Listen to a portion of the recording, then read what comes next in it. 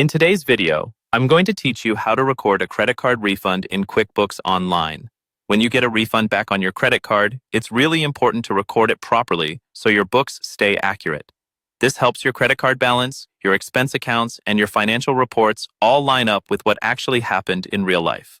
I'll walk you through the exact process, step by step, right inside QuickBooks Online.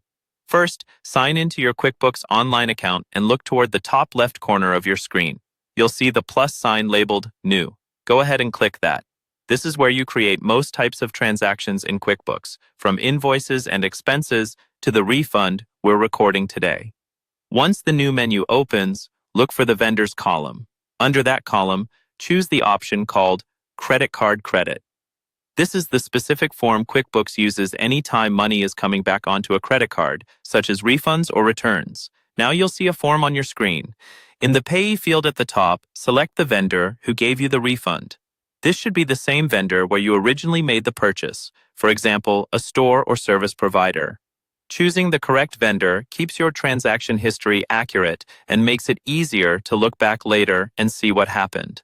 Next, move to the Bank Credit Account field. Here, select the credit card account that actually received the refund. If you used more than one credit card in your business, be sure to choose the right one so the correct card balance is updated. Then, enter the date the refund was processed. This should match the date you see on your credit card statement or the date the vendor confirmed the refund. Using the correct date helps your reconciliation go smoothly when you match your QuickBooks records to your statement. Now scroll down to the Category Details section.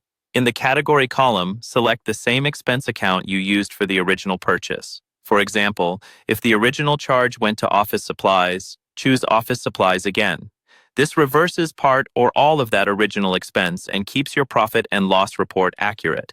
After that, enter the refund amount in the Amount field. Double-check that the number matches exactly what was credited back to your card.